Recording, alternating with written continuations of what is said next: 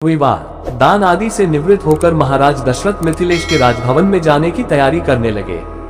तभी भरत के मामा अर्थात राजा कैकेय के पुत्र युधाजित वहां आ पहुंचे। अभिवादन तथा कुशल समाचार जानने की औपचारिकता के पश्चात उन्होंने कैकेय नरेश का संदेश देते हुए कहा, महाराज, हमारे पिताजी को भरत को देखने की उत्कट इच्छा हो रही है, अतः कृपा करके आप कुछ दिन के लिए भरत को मेरे साथ उनके ननिहाल भेज दें। इस संदेश को लेकर मैं अयोध्या गया था, किंतु वहां पर ज्ञात हुआ कि आप जनकपुरी गए हुए हैं, इसलिए मैं भी यहाँ आ गया। महाराज दशरथ ने युधाजित का समुचित सत्कार किया और उन्हें सारा वृतांत सुनाया। फिर उन्हें लेकर ऋषियों, मंत्रियों एवं बंधु बांधवों सहित यज्ञशाला के द्वार पर पहुंचे। थोड़ी देर बाद नाना प्रकार के आभूषणों को धारण किए हुए रामचंद्र अपने भाइयों भरत, लक्ष्मण और शत्रुघ्न के साथ उनके पास आकर खड़े हो गए। गुरु वशिष्ठ ने जनक के पास जाकर कहा, हे विदेहराज, महाराज दशरथ अपने पुत्रों के साथ अंदर आने की अनुमति चाहते हैं। इस पर महाराज जनक बोले, हे महर्षि, इस प्रकार अनुमति मांगकर वे मुझे क्यों लज्जित कर रहे हैं? वे अयोध्या के ही नहीं मिथिलापुरी के भी स्वामी हैं और मैं तो उनका अकिंचन दास हूँ। क्या कभी स्वामी अपने सेवक से आज्ञा मांगता है? उनसे कहिए चारों कन्याएं विवाह वेदी पर प्रतीक्षारत हैं। वे निःसंकोच अंदर पधारने का कष्ट करें। शुभ लग्न का समय भी हो रहा है, मैं स्वयं चलकर उन्हें सादर ले आता हूँ। इतना कहकर वे महाराज दशरथ के पास पहुँचे और उन सबको यज्ञ स्थल में ले आए।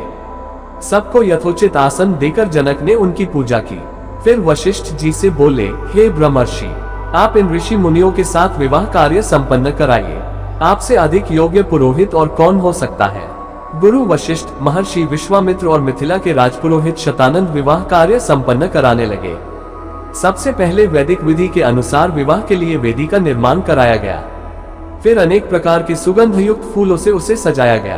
कुछ दूरी पर चारों ओर गमले सजाए गए, जिनमें चित्त को प्रसन्न करने वाली सुगंधित रंग बिरंगे फूल लगे हुए थे।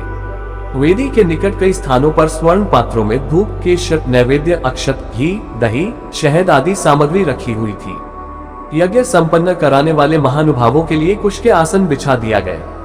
गुरु वशिष्ठ एवं अन्य महर्षियों ने वेद मंत्रों का उच्चारण करते हुए हवन कुंड में अग्नि प्रज्वलित की।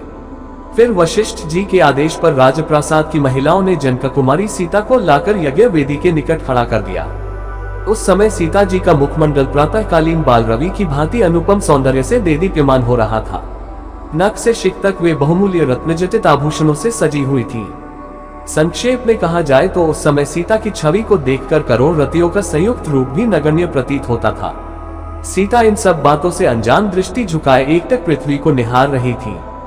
महाराज जनक अपनी लाडली पुत्री सीता को श्री रामचंद्र के निकट खड़ा करके विनीत स्वर में बोले, हे रघुकुल तिलक रामचंद्र, मैं अपनी पुत्री सीता का हाथ आपके सशक्त हाथों में सौंपते हुए यह कामना करता हूँ कि मेरी पुत्री आपकी अर्धांगिनी होकर सदैव छाया की भांति आपका अनुसरण करती रहे। अतः हे कौशल्या कुमार, इसे आप अपनी पत्नी के रूप में स्वीकार कीजिए। आज से यह आपके सुख दैख की संगिनी हुई। यह कहकर राजा जनक ने अंजलि में संकल्प के लिए लिया हुआ जल वेद मंत्रों से पवित्र करके हृदय की संपूर्ण भावनाओं के साथ छोड़ दिया। महिलाएं मंगलगान करने लगी। मृदंग, दुंदुभी तथा नाना प्रकार के वाद्य यंत्रों का सुमधुर स्वर चारों ओर गूंजकर इस हर्षपूर्ण घटना की सूचना देने लगा।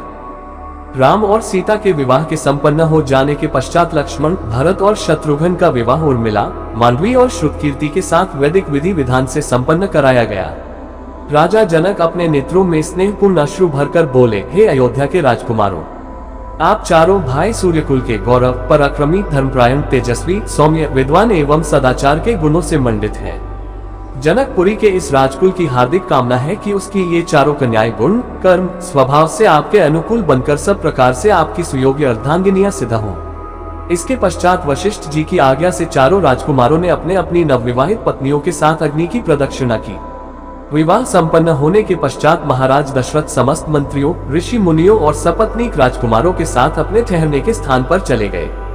जनकपुरी में रात्रि विश्राम करके प्रातःकाल मुनि विश्वामित्र विदा लेकर उत्तराखंड की ओर चले गए।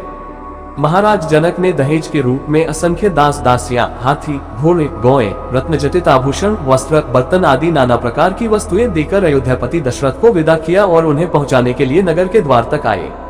वे हाथ जोड़कर बड़ी नम्रता के साथ बोले, हे राजन, मुझे सब प्रकार से अपना दास समझकर मुझ पर कृपा बनाए रखिए।